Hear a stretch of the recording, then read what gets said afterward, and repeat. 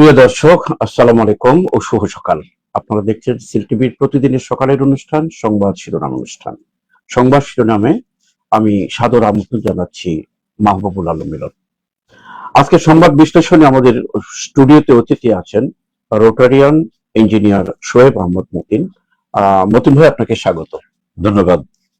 প্রিয় দর্শক, শোয়েব আহমদ মতিন সিলেট হার্ট ফাউন্ডেশনের সেক্রেটারি জেনারেল। ধন্যবাদ মতিন ভাই।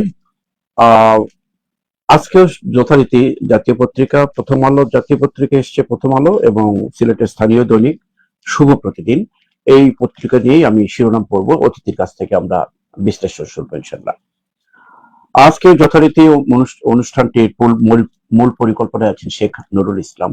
আর মালঞ্চ বুক সেন্টার রাজা ম্যানশনের দ্বিতীয় তলায় এই সৌজন্যে অনুষ্ঠানটি সম্প্রচারিত হচ্ছে। এই জন্য এই প্রতিষ্ঠানের স্বত্বাধিকারী অধ্যাপক আব্দুল লতিফকে কৃতজ্ঞতা জানাচ্ছি। মালঞ্চ বুক সেন্টারের একটু বৈশিষ্ট্য 1 মিনিটেই শেষ করব আমি।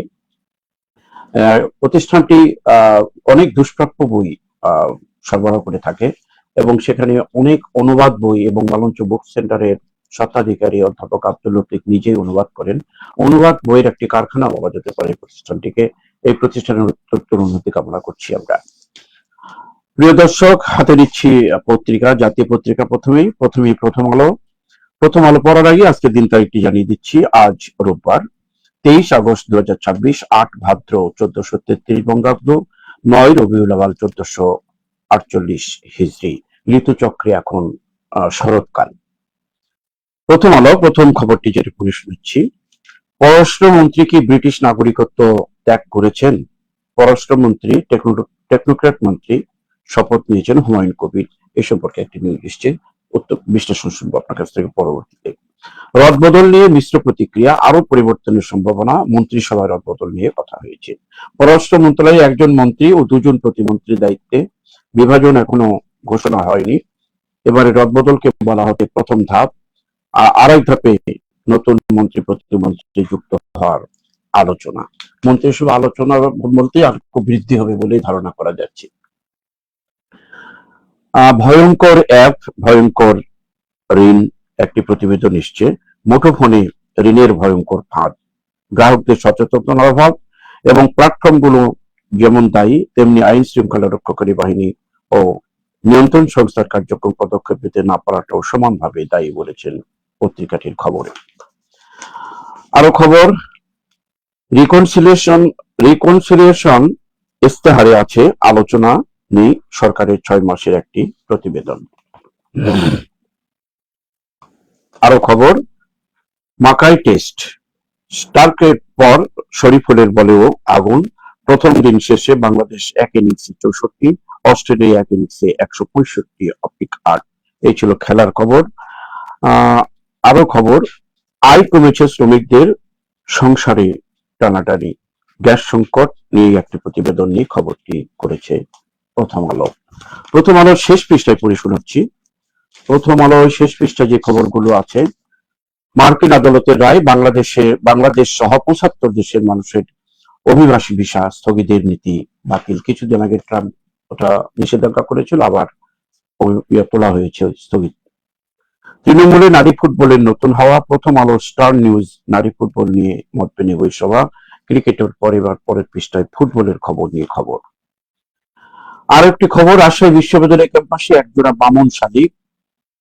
বামন শালিকের গল্প নিয়ে, একটি প্রকৃতি নিয়ে এবং প্রকৃতির কিছু ইয়ে নিয়ে আর কি, প্রাণী, উদ্ভিদ ইত্যাদি নিয়ে মাঝে মাঝে কিছু পত্রিকায় আসে। তেমনি রাজশাহী বিশ্ববিদ্যালয়ে একজোড়া শালিকের ছবি সহ প্রতিবেদনটি করা হয়েছে। পুলিশের সোর্স পরিচয়ে অর্থ আদায়, একজনকে 2 বছরের কারাদণ্ড। আজকে প্রথম আলোর পত্রিকায় অনেক খবর খুবই কম, তারপরে বিশেষ খবরটা যেটা আসছে আজকের অতিথির কাছে বোঝাচ্ছি আমরা খবর বিশ্লেষণে, যে পররাষ্ট্র মন্ত্রী কি ব্রিটিশ নাগরিকত্ব ত্যাগ করেছেন। অর্থাৎ কিছুদিন আগেই ছিল উনি উপদেষ্টা, এখন পররাষ্ট্র মন্ত্রী করা হয়েছে। পাশাপাশি পররাষ্ট্র প্রতিমন্ত্রী 2 জনকে করা হয়েছে এখানে এবং মন্ত্রিসভা আরো রদবদল হবে। আপনার বিশ্লেষণে কি বলছে এই যে একটা মন্ত্রিসভা নিয়ে যে রদবদল ইত্যাদি এবং আরো বদল হবে বলে আখ্যায়িত করা হয়েছে? ধন্যবাদ আপনাকে। প্রথমেই আমি দর্শকদেরকে মোবারকবাদ জানাচ্ছি। আমাদের এখানে যে পররাষ্ট্র প্রতিমন্ত্রীর নাগরিকত্বের যে বিষয়টি নিয়ে আলাপ আলোচনা হচ্ছে, কিছু কিছু দেশে দ্বৈত নাগরিকত্ব রাখা যায়। আমার জানা মতো আহ, আহ, আমাদের যাকে নিয়ে কথা হচ্ছে হুমায়ুন কবির সাহেব, তারও হয়তো দুইটা নাগরিকত্ব আছে, কারণ উনি কিন্তু বাংলাদেশেই, তার জন্ম বাংলাদেশে, তারপর উনি 2.5 বছর বয়সে উনি আহ, লন্ডনে চলে যান এবং সেখানে সেই হিসেবে তিনি লন্ডনের নাগরিক, এবং তার যে বাংলাদেশি যে নাগরিকত্ব তিনি সেটাকেও তিনি এখন পর্যন্ত যতটুকু বোঝা যাচ্ছে সেটা হচ্ছে উনি ধরে রেখেছেন। তো এই ধরনের ঘটনা কিন্তু বাংলাদেশে একেবারেই নতুন নয়। বিভিন্ন সময় যখন আমাদের দেশে জাতীয় নির্বাচন, বিশেষত বিগত জাতীয় নির্বাচন যখন হয়, তখন এই বিদেশি এবং দ্বৈত নাগরিকত্বের বিষয়গুলো ব্যাপকভাবেই আলোচিত হয়েছে। তো এবারে বিষয়টা সামনে এসেছে। তো এখানে যে আহ, আমরা মানে মূল যে কথাটা হচ্ছে সেটা জিনিস হচ্ছে যে আমাদেরকে সংবিধানের কাছে যেতে হবে, কারণ রাষ্ট্রের সংবিধানে যেতে সর্বোচ্চ হবে। যে আইন কানুন গুলো আছে সেগুলো হচ্ছে বাংলাদেশের সংবিধানে লেখা আছে একদম স্পষ্ট ভাবেই। একজন বিদেশি নাগরিক কিভাবে বাংলাদেশের মন্ত্রিসভা হতে পারে, অথবা সংসদ সদস্য অথবা পার্লামেন্টের মেম্বার হতে পারে, প্রত্যেকটা জিনিসই কিন্তু সংবিধানে অত্যন্ত স্পষ্ট ভাবে বর্ণনা করা আছে। সুতরাং ওই যে লুক ফরওয়ার্ড দ্য কনস্টিটিউশন, এবং সেখানে যেটা বলা আছে এবং সবার ক্ষেত্রে যেটা প্রযোজ্য, এটা তার ক্ষেত্রেও একই কথাই প্রযোজ্য। আর সেক্ষেত্রে আরেকটি আছে যে এই মন্ত্রণালয়ে প্রতিমন্ত্রী কিন্তু একজন ছিলেন, একজন মহিলা সংসদ সদস্য ওবায়দুল সাইমা ওবায়দুল শ্যামা ভাই। এখন পররাষ্ট্রমন্ত্রী প্রতিমন্ত্রী ওনাকে আবার করা হলো, অর্থাৎ একই মন্ত্রণালয়ে দুটি প্রতিমন্ত্রী। This is the first time আমি আমার কাছে মনে হচ্ছে আর কি। এটা জিনিস হচ্ছে কি যে মন্ত্রিসভার যে পরিধি এবং কার্য কার্য পরিসর এবং কার্য পরিধি দুটাই নির্ভর করে আমাদের মাননীয় প্রধানমন্ত্রীর উপরে। তো মাননীয় প্রধানমন্ত্রী হয়তো মনে করেছেন যে দুজনকে যদি দুইটা ডেস্কে যদি দায়িত্ব দেওয়া হয় তাহলে সেটা সম্ভব হবে, সেই বিবেচনায় উনি এটা করেছেন। এটা পুরোটাই হচ্ছে মাননীয় প্রধানমন্ত্রীর। আমরা এই পর্যন্ত দেখছি একটা মন্ত্রী এবং প্রতিমন্ত্রী এবং ওই মন্ত্রণালয়ে আরেকজন উপমন্ত্রী আছে, এরকম আগে। হ্যাঁ, উপমন্ত্রীর মধ্যে থাকতে পারে, কিন্তু দুইজন প্রতিমন্ত্রী আমার দেখা মতো দেখি নাই।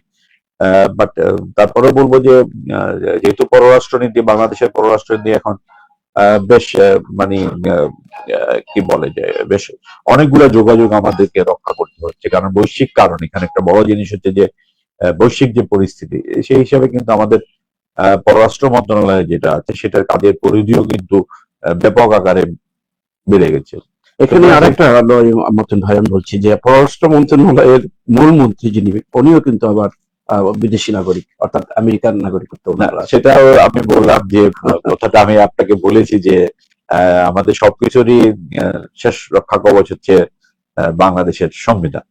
সুতরাং সংবিধানের আলোকে নিশ্চয়ই করা হচ্ছে। আমরা যে আলোচনা করছি সত্যিকার অর্থে আমি যেটা মনে করি সেটা জিনিস হচ্ছে যে ভেতরের অনেকগুলো তথ্যই কিন্তু আমরা জানি না সত্যিকার অর্থে তার নাগরিকত্ব কি আছে না আছে।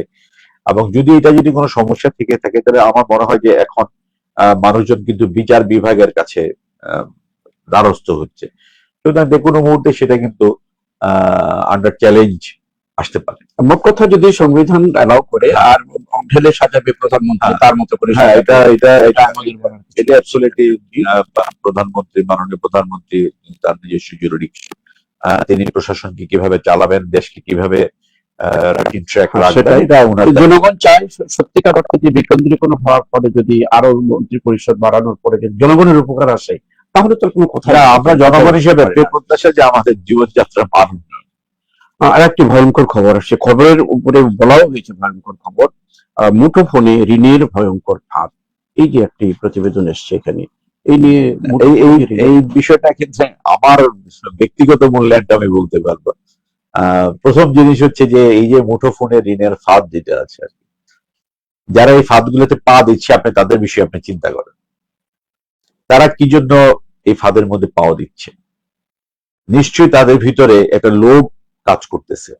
যদি লোভ না থাকে তাহলে আপনাকে যদি কেউ যদি বলে যে আপনি আসেন আমাদের একটা ইনভেস্টমেন্টে আসেন। আপনি নিজে ব্যবসায়ী মানুষ, আপনার নিজের ব্যবসা আছে, আমি অবসর জীবন কাটাচ্ছি, আমাকে যদি কেউ কোনো ধরনের অযৌক্তিক কোনো প্রস্তাবনা দেয়, তাহলে কি সেটা কি আমি কখনো মেনে নেব? সেটা সম্ভব না। এখন যাদেরকে দিচ্ছে এবং তারা মানুষকে দুর্বল ভেবেই তারা এই ধরনের জিনিসগুলো তারা কাজ করছে। এটা হচ্ছে এটাই নাম্বার ওয়ান। আর কি। কারণ লোভে আমাদের দেশে প্রাচীন একটা প্রবাদ আছে যে লোভে পাপ আর পাপে পাপে মৃত্যু। মৃত্যু, সেটাই। সুতরাং সেই লোভটাকে আপনার কাজে দিতে, আপনাকে দেখেন এই যে মুঠোফোনে যে ঋণের যে ফাঁদ, আপনি কি কখনো কোনো প্রস্তাব পেয়েছেন? আমাকে বলেন, আপনি কি পেয়েছেন? না, আমার কাছে সেই ধরনের কোথাও কোনো আসেনি। প্রস্তাব আসেনি। তাইলে এটা দেখা যাচ্ছে যে একটা মুষ্টিমেয় গ্রুপ অফ পিপুলের কাছে যাচ্ছে এবং যারা এই ফাঁদের মধ্যে পাও দিচ্ছে। এখন আপনি যদি জেনে শুনে যদি সেই ফাঁদের মধ্যে গিয়ে পা দেন, তাহলে সেখান থেকে তো আপনাকে কিছু করতে পারবো না। আমি একটা ছোট্ট একটা উদাহরণ দেই, যেটা আমার বাবা আমাকে বলেছিলেন। এটা আমি অনেককেই বলি উদাহরণটা। হুম, হুম। তো আমার বাবা বলতেন যে 100 টাকা কেউ যদি বিনিয়োগ করে, বছরের শেষে যদি তার 10 টাকা লাভ হয়, তাহলে ধরে নিতে হবে যে এটা যুক্তিসঙ্গত 10 টাকা। এবং সেটা যদি 10 টাকার জায়গায় যদি 15 টাকা হয়, তাহলে ধরে নিতে হবে যে এটা হাইয়েস্ট লেভেল। এটাও যুক্তিসঙ্গত। এটা 15 হচ্ছে হাইয়েস্ট লেভেল। কিন্তু 15 পরে কেউ যদি বলে যে না আমি 16, 17, 18, 20 এই ধরনের ফিগার গুলো যদি চলে আসে, তাহলে স্বাভাবিকভাবে আপনাকে সতর্ক হতে হবে। কারণ যে এই টাকাটা দিচ্ছে বা নিচ্ছে, তাকে যে কোনোটা জায়গায় এই জায়গায় টাকাটাকে তো বিনিয়োগ করতে হবে। সে বিনিয়োগ করার মাধ্যমে কি এটা ওখান থেকে করা profit সম্ভব? বের করতে হবে। ওখান থেকে সম্ভব। ওইখান থেকে তো তাকে তো প্রফিট বের করতে হবে। সে প্রফিট বের করে তারপর সে আপনাকে 10 টাকা দিবে। আসলে লোভনীয় যে বিজ্ঞাপনগুলো লেখা যায়, Right. দেখা যায় 100-তে 100, এরকম 100-তে profit 100 বা আসবে। 100-তে 200 তাও হতে পারে। এখানে মতিন ভাই একটা খুব খোঁজে, ঋণ নিয়ে কয়েক গুণ টাকা দাবি করে, না দিলে ভয়ঙ্কর ভাবে হয়রানি করা হচ্ছে। Definitely. এই যে ঋণ নেওয়ার পরে কিন্তু হ্যাঁ, পরবর্তীতে এটা শুরু হচ্ছে। কারণ ওই যে বললাম যে আপনি once you are in a trap, তখন কিন্তু আপনার বেরিয়ে আসা কিন্তু মুশকিল। তবে এখানে আমি বলবো যেটা যে আমি সোজা কথায় বলবো যে আমাদের ধর্মীয় যে অনুশাসনগুলো বলা হয়েছে, এখানে কাজে এই লাগাতে ধর্মীয় অনুশাসনগুলোকে যদি আমরা যদি ফলো করি, তাইলে ধর্মের মধ্যে এই কথাটা কিন্তু বলা আছে, এই লোভকে সংবরণ করতে হবে। এখানে আরেকটি উল্লেখ করেছে, অবৈধ ঋণ কার্যক্রম চালানো অন্তত 30টি অ্যাপ আছে এখানে। অবশ্যই। এই অ্যাপগুলোর মধ্যে মানুষ কিন্তু অবশ্যই। আকৃষ্ট হয়ে যাচ্ছে। এবং এই অ্যাপগুলোকে আপনি পাচ্ছেন, এই অ্যাপগুলো কিন্তু পেইড অ্যাপ। এটা কিন্তু আমরা আশা করি আইন শৃঙ্খলা বাহিনী অবশ্যই। এই অ্যাপগুলোকে বন্ধ করার জন্য অবশ্যই। পদক্ষেপ অবশ্যই অবশ্যই আর অবশ্যই জনগণ যেন ওই যে লোভে পাপে মৃত্যু এই ধরনের এই না জিনিসগুলো আসে। যাতে না আসে। আরেকটি খবর বিশ্লেষণ করেই আজকের জাতীয় পত্রিকা আমরা শেষ করব। রিকনসিলিয়েশন ইস্তেহারে আছে, আলোচনায় নেই। সবকিছু ফয়সলা শেষ করা দরকার। ঐতিহাসিক প্রথম জখম নিরাময় করলে সামনের দিকে অগ্রসর হওয়া মুশকিল। এই যে একটা জটিল সমীকরণ এখানে আসছে, দেখো কথা। রিকনসিলিয়েশন ইস্তেহারে আছে বা আলোচনায় নেই, কিন্তু এটা এখন কথা হচ্ছে যে ইশতেহার যেটা আছে, আমি এই জায়গাটাতে একটু আমি বলবো যে বর্তমান সরকারের মেয়াদ হচ্ছে মাত্র 6 মাস মনে হয়, বা 180 দিন, 6 মাস হয়েছে আর কি। সুতরাং চলছে, মেয়াদ চলছে। মেয়াদ চলছে। সুতরাং এই জিনিসগুলো আসলে আমরা যেটা চিন্তা করি যে একদম ফোর্টনাইট একদম তাড়াতাড়ি সমাধান হয়ে যাবে, এটা কিন্তু আসলে আশা করাটা ঠিক না। আমাদেরকে প্রত্যেকটা জায়গাতে একটু স্পেস দিতে হবে। এখানে হচ্ছে যদি ধর্মের কথা বলি, ধৈর্য ধারণ করা, ধন্যবাদ। ধৈর্য ধারণ করতে হবে। আমরা এক ধৈর্য কথায় ধারণ- বুঝতে পেরেছি, সময় দিতে হবে। সময় দিলে হয়তো এটা ফল আমরা অবশ্যই। পাবো। ধন্যবাদ মতিন ভাই। আমরা জাতীয় পত্রিকা শেষ করে সিলেটের স্থানীয় দৈনিক হাতে নিচ্ছি। স্থানীয় দৈনিক শুভ প্রতিদিন। ফের ওসমানীনগরে সড়ক দুর্ঘটনা, একই পরিবারের তিনজন সহ 4 জনের প্রাণহানি। এখনো সেই মৃত্যুর দাগ, মনে হয় রক্তের দাগ এখনো শুকায়নি। 9 জনের মৃত্যু, পরবর্তীতে একজন 10 জন। সেই ওসমানীনগরে আবারও 3 জন একই পরিবারের সহ 4 জনের মৃত্যু। অত্যন্ত মর্মান্তিক এই খবরগুলো আমাদেরকে আলোড়িত করে। অন্য খবর, প্রধানমন্ত্রীর উপদেষ্টা থেকে মন্ত্রিসভায় হুমায়ুন কবির, যেটা আমরা জাতীয় পত্রিকা আলোচনা করেছি। সিলেটে কোনো ধরনের অপরাধমূলক কর্মকাণ্ড প্রশ্রয় দেওয়া হবে না। এসএমপির মত বিনিময় সভায় বাণিজ্য মন্ত্রী খন্দকার মুক্তাদির, সেটাই হওয়া উচিত বলে আমরা মনে করি। অবশ্যই। দক্ষিণ সুরমায় 188 একর জমিতে নতুন বিসিক শিল্পনগরী আশার বাণী, এবং আমাদের যেটা শুধুই সার্থকতা হয় তাহলে আমাদের জনগণের উপকার হবে। মৌলানা রশিদ আহমদের 5ম মৃত্যুবার্ষিকী আজ 23 আগস্ট। বিশিষ্ট রাজনীতিবিদ এবং বিএনপি নেতা রশিদ আহমদ একজন মৌলানা ছিলেন। তার মৃত্যুবার্ষিকী, তার বিধি আত্মার আমরা রুহের মাগফিরাত কামনা করছি। সাংবাদিক মকসুদ আহমদের 2য় মৃত্যুবার্ষিকী। সিলেট সড়ক দুর্ঘটনা নিহত বাংলাদেশ সংবাদ সংস্থার বাসসের ব্যুরো প্রধান মকসুদ আহমদ 55 বছর বয়সে মারা গিয়েছিলেন, তার দ্বিতীয় মৃত্যুবার্ষিকী। আমরা তার রুহের মাগফিরাত কামনা করছি। গোলাপগঞ্জে জমি সংক্রান্ত বিরোধ ও টিলাকাটা নিয়ে পাল্টা বক্তব্য আল মাহমুদ চৌধুরী। এটা আলোচনা করবেন আপনি। টিলাকাটা তো এমনিতেও এমনিতেই নিষিদ্ধ। এটা সরকার পরিবেশ মন্ত্রণালয় এখানে আমাদেরকে আর একটি মৃত্যু সংবাদ পরিশোনাতে হচ্ছে। সিলেট পরিবহন শ্রমিক নেতা বীর মুক্তিযোদ্ধা সেলিম আহমদ ফলিক আর নেই, তার রুহে মাগফিরাত কামনা করছি আমরা। এই ছিল শুভ প্রতিদিনের মোটামুটি বেশ কিছু খবর। শেষ পৃষ্ঠার খবর পড়ি, আসবো আবার ঠিক আছে। সাল্লাই নৌকাবাইজ প্রতিযোগিতা একটা অত্যন্ত দর্শনীয় এবং ঐতিহাসিক জিনিস এটা। বিশেষ করে সাল্লা, ময়মনসিং এই ধরনের জায়গাতে কিন্তু বেশি হয়। তার একটি দৃশ্য সহ এটা আসছে, আমরা মিডিয়াতেও দেখেছি খবর দৃশ্যটি। বিয়ানীবাজারে নৌকাবাস নিয়ে ধূম্রজাল, মুখোমুখি তৌহিদি জনতা ও আয়োজকরা। এখানে আবার নৌকাবাস নিয়ে আবার পক্ষে বিপক্ষে কথা হচ্ছে। মালয়েশিয়ার কর্মী নিয়োগের তালিকায় 25 এজেন্সির নাম প্রকাশ। চুনারুঘাটে বিদ্যুৎস্পৃষ্ট হয়ে গৃহবধূর মৃত্যু। তাই পশ্চিমাঞ্চল থেকে 300 বোতল ফেন্টিডিল সহ ভারতীয় পণ্য জব্দ। সুনামগঞ্জে ভুল চিকিৎসায় গাভীর মৃত্যু, বিচার ও ক্ষতিপূরণ দাবি। সঠিক সময়ে সঠিক পরিমাণ কর আদায় করলে রাষ্ট্র শক্তিশালী হয়, সিলেট কৃষি বিশ্ববিদ্যালয় ভিসি। বিরাই প্রেসক্লাবে পূর্ণাঙ্গ কমিটি গঠন। যারা পূর্ণাঙ্গ কমিটিতে যারা আসলো তাদের প্রতি অভিনন্দন, তারা বস্তুনিষ্ঠ সংবাদ পরিবেশন করবে, প্রত্যাশা তাদের প্রতি। পিয়ানগুল হাই স্কুল এলুমিনাই অ্যাসোসিয়েশন গঠন। অদক্ষ ব্যবস্থাপনা থেকে এই প্রতিষ্ঠানকে রক্ষা করতে হবে, নতুন অ্যাসোসিয়েশন গঠনে তাদের বক্তব্য। জকিগঞ্জে মেম্বার বাড়িতে ডাকাতি, নেত্রকোনা থেকে ডাকাত গ্রেপ্তার। পে স্কেল ও হাওর ভাতার দাবিতে সুনামগঞ্জে মাদ্রাসা শিক্ষকদের জেলা সম্মেলন। এমসি কলেজের ঐতিহ্য ধরে রাখতে হবে। গণিত এলামেন্ট অ্যাসোসিয়েশনের অনুষ্ঠানে সিসি প্রশাসক। আরেকটি খবর পড়ি, শেষ করবো। এটা খবরটা অত্যন্ত আমাদের জন্য খারাপ খবর বলবো। নবীগঞ্জের সংখ্যালঘু ব্যক্তির দোকানে আগুন দেওয়ার অভিযোগ। এতে করে আমাদের সাম্প্রতিক যে সম্প্রীতিটা নষ্ট হয়ে যায় আর কি। এগুলো কর্ম থেকে যেন বিরত থাকি আমরা। যেটা প্রথম পড়ে শুনেছিলাম খবরটি, যে ফের উসমানীনগর সড়ক দুর্ঘটনা, এটা খুব খুব ঘন ঘন হচ্ছে। এই ব্যাপারে আমরা খুব আতঙ্কিত। কি বলতে চান এটার ক্ষেত্রে? যে আমি আগের যে দুর্ঘটনা সেটার আমি ভিডিও ক্লিপসটাও আমি দেখেছি। সেখানে হচ্ছে যে ওভারটেক করার প্রবণতা। এখানে রাস্তার ক্ষেত্রে যে আমাদের দেশে যে সড়ক দুর্ঘটনাগুলো হচ্ছে তার দুইটা কারণ আছে। তার মধ্যে একটা কারণ হচ্ছে যে ওভারটেক করার প্রবণতা, আর দুই নম্বর জিনিস হচ্ছে রাস্তা দিয়ে যে সমস্ত থ্রি হুইলার গুলো যেগুলো চলে, যেগুলোকে আমরা সিএনজি নামে যাদেরকে আমরা অভিহিত করে থাকি, সেই জিনিসগুলো রাস্তাতে। নতুন ভাই, মা ওই যে রক্তের দাগ শুকায়নি, এর মধ্যে 15 দিন এর মধ্যে এবং সুতরাং এখানের মধ্যে আমরা কি শিক্ষা নিচ্ছি কি? আমরা সবচেয়ে বড় জিনিস হচ্ছে যে আমরা খুব বিস্তৃত জাতি, আমরা ভুলে যাই।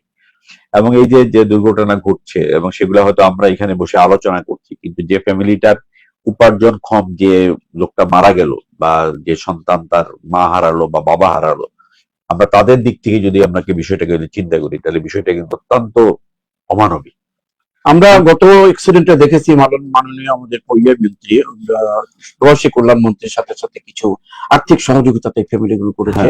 কিন্তু সত্যিকার অর্থে অত্যন্ত দুঃখজনক, আমরা কোনো পত্রিকায় সড়ক মন্ত্রী তার কোনো কিন্তু এখানে কিছু পদক্ষেপ পাচ্ছি না। এখন সড়ক প্রতিমন্ত্রী, আপনি যেটা বলেছেন, আপনি আপনার সাথে একমত যে স্থানীয়ভাবে মন্ত্রীদের পক্ষ থেকে সহায়তা করা হয়েছে স্থানীয়ভাবে, কিন্তু সড়ক মন্ত্রী যিনি রাষ্ট্রের ব্যাপারে এখন রাষ্ট্রের ব্যাপারে যেটা হচ্ছে যে প্রতিটা যদি সরকারের যদি সক্ষমতা থাকে তবে এটা সম্ভব। তবে আমি যে জিনিসটাকে হাইলাইট করতে চাই সেটা জিনিস হচ্ছে আমাদের যে নাগরিক যদি সচেতনতা এবং যারা গাড়ি চালক যারা আছে তাদের মধ্যে যদি মানবীয় গুণাবলী যদি না হয়, যেমন ওভারটেকিং প্রবণতা। এবং আপনি শুধু এখানে আরেকটা জিনিস আমি বলি, আপনি হয়তো খেয়াল করে দেখবেন যে বর্তমানে স্লিপিং বাস বানানো হচ্ছে। সিঙ্গেল বডি বাসের উপরে লোহার স্ট্রাকচার দিয়ে এগুলাকে দোতলা বাস করে স্লিপিং বাস বানানো হচ্ছে, এবং সেই স্লিপিং বাসগুলো অত্যন্ত ভয়াবহ অবস্থায় আছে এবং এগুলা কোনো ধরনের ইকুইলিব্রিয়াম নেই, এবং সেই জন্য এই বাসগুলো যখন টার্নিং নিতে যাচ্ছে তখন সেগুলো অ্যাক্সিডেন্ট হচ্ছে।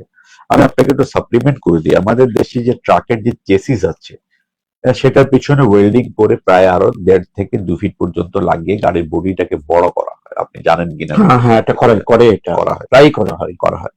এখানে বেশি বেশি মালামাল এখানে প্রত্যেকটা জিনিসেরই একটা নিজস্ব ইকুইলিব্রিয়াম আছে এবং একটা মেকানিক্স আছে এখানে ভিতরে, কোন হাইটে কোন জিনিসটা মানে কাজ করবে সেটা কিন্তু ঘটছে। সুতরাং এই যে দুর্ঘটনা করার ক্ষেত্রে কিন্তু এটা একটা বড় জিনিস, যে যারা কনসার্ন যে অথরিটি তারা কিভাবে এই সমস্ত অনুমতি দিচ্ছে বা তারা এগুলি কিভাবে পাচ্ছে, এই বিষয়গুলো একটু খতিয়ে দেখা দরকার। আমি একটা কথা এখানে বলছি, গতকালকের ঘটনাটা কিন্তু হচ্ছে এটা একটি তেলবাহী ট্রাকের সাথে সিএনজির। Yes, আমাদের কিছুদিন আগে আমাদের পূর্ববর্তী সরকার একটা পদক্ষেপ নিয়েছিল যে মহাসড়কে সিএনজি চলবে না। চলবে না। এই সিএনজি কিন্তু এমন ভাবে হঠাৎ করে দেখবেন যে একদিক দিয়ে জাতি এই ধরনের ঘটনাটা এটা ঘটাচ্ছে আর কি। আপনি শুধু সিএনজির কথা বললেন কেন, এখানে ব্যাটারি ড্রিভেন ব্যাটারি ওগুলো নিয়ে ব্যাটারি ড্রিভেন যেগুলো আছে সেগুলো একইভাবে কিন্তু তারা কিন্তু রাস্তাকে কিন্তু দখল করে আছে। এমনও দেখা যাচ্ছে যে একটা সিএনজি কে বাঁচাতে গিয়ে একটা ট্রাক বা বাস কিন্তু অ্যাক্সিডেন্ট করতেছে, সে কিন্তু ওইটাকে বাঁচাতে গিয়ে সে নিজে বিপদের মধ্যে পড়তেছে। সুতরাং এটা যে আসলে সচেতনতা দিয়ে কিভাবে আমাদের দেশে নতুন ভাই, আমরা একটা অ্যাক্সিডেন্ট হলেই সচেতনের কথা আমরা বলি, আমরা আমরাও আসি। বলি, পত্র পত্রিকায় আসে, আসে, মন্ত্রী পরের আমাদের দিনই শেষ। কিন্তু তারপরে পরের দিন মানে শুধু আজকের দিন না, পরের দিনে এটা শেষ হয়ে যায়। আমার মনে হয় আইন শৃঙ্খলা বাহিনীকে চূড়ান্ত ভাবে এটা নিতে হবে। এই যে সিএনজি অনেক বিকল্প পথ তৈরি করে দিয়ে রাস্তার পাশে দিয়ে সিএনজি শুধু সিএনজির জন্য ল্যান্ড করে দেওয়া, আলাদা ল্যান্ড সিএনজি ব্যাটারি চালিত ব্যাটারি- করে দিয়ে আর কি, তাহলেই বোধহয় আমাদের এটা ভালো হবে। হওয়া উচিত। আরো দু একটা খবর বিশেষ করে যে সিলেটে কোনো ধরনের অপরাধমূলক কর্মকাণ্ড আশ্রয় দেওয়া যাবে না। আসলে অপরাধ তো চূড়ান্ত অপরাধের দিকে আমরা গেছি, যে দেখা যায় ট্রিপল মার্ডার পর্যন্ত হয়ে গেছে সিলেটে, আরো কিছু হচ্ছে। এই অবস্থায় মন্ত্রী মহোদয়ের এই বক্তব্য আমাদেরকে আশান্বিত করে। অবশ্যই আপনি কি মনে করেন এই ব্যাপারে? অবশ্যই, এবং এখানে অপরাধমূলক কর্মকাণ্ডকে প্রশ্রয় দেওয়া হবে না, আমি মন্ত্রী মহোদয়ের কথার সাথে সম্পূর্ণ একমত। কিন্তু তারপরে যে কথাটা হচ্ছে যে মন্ত্রী মহোদয় যদি মাসের শেষে যদি এই মাসের যে পরিমাণ ঘটনা ঘটেছে, কয়টা অপরাধ হয়েছে, কয়টা আসামি ধরা হয়েছে, এই সমস্ত জিনিসগুলোকে যেটাকে আমরা বলি ফলো আপ অ্যাকশন, যদি ফলো আপ অ্যাকশন যদি থাকে, কারণ মন্ত্রী মহোদয় তো নিজে তো তার দাপ্তরিক একটা ব্যস্ততা বসেই আছে, সুতরাং তাছাড়া বাণিজ্য মন্ত্রী তো অন্য মন্ত্রণালয়ে উনি হয়তো সিলেটের সন্তান হিসাবে সিলেট এসএমপি পুলিশদেরকে নিয়ে বসেছেন, একটা ভালো উদ্যোগ। এবং সেই তথ্যগুলা যদি মানুষের সামনে যদি প্রকাশ করা হয়, এবং তথ্য বলতে কিন্তু আমি প্রকৃত তথ্য বলতেছি, আমরা একটা সাজানো একটা তথ্য যদি আমরা দিয়ে যদি মিসলিডিং ইনফরমেশন যদি দেই, যে আইন প্রশৃঙ্খলা পরিস্থিতি খুবই ভালো, এদিকে 4 জন খুন হলো, তো এই জিনিসটা তো আসলে কন্ট্রাডিক্ট করে যাচ্ছে একসাথে। মতিন ভাই, সময় আমাদের আর এগোতে দিচ্ছে না, আজকে এখানে আমরা অনুষ্ঠানটা শেষ করতে যাচ্ছি। সময়ের স্বল্পতায় অনুষ্ঠানটাকে আমরা একটু শর্ট করলাম। ইনশাল্লাহ আগামীতে আরো একজন নতুন অতিথি এবং অন্য পত্রিকা নিয়ে আমরা যথাসময়ে উপস্থিত থাকবো। সেই পর্যন্ত আমাদের সেল টিভির প্রতি দৃষ্টি রাখুন, এবং আপনাদের মন্তব্য, আপনাদের আমাদের অনুষ্ঠান ভালো লাগা ভালো না লাগা ইত্যাদি আমাদেরকে যদি ফেসবুকের মাধ্যমে যদি জানান, আমরা উপকৃত হব, এবং আপনাদের পাশে আরো নতুন নতুন টাটকা খবর নিয়ে আমরা হাজির হব ইনশাল্লাহ।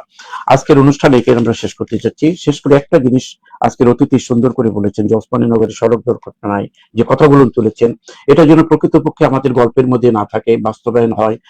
আলাদা যদি বিশেষ করে সিএনজি অটো রিক্সার জন্য আলাদা একটা রাস্তার ব্যবস্থা হয়, তখন এগুলো হয়তো কমে আসবে। আর বিশেষ করে সিলেটে অপরাধমূলক কর্মকাণ্ড প্রশ্রয় দিবেন না বলে মন্ত্রী যখন বলেন, তখন পুলিশ সদস্যরাও কিন্তু পুলিশের কর্মকর্তারা একটু সজাগ থাকে, তারা হয়। এই আশাগুলো আমাদেরকে আশান্বিত করেছে। মন্ত্রী মহোদয়কে আমরা ধন্যবাদ জানিয়ে আজকের অনুষ্ঠান এখানে শেষ করছি। শেষ করার আগে অতিথিকে আবারও ধন্যবাদ জানাচ্ছি। ধন্যবাদ আপনাকে।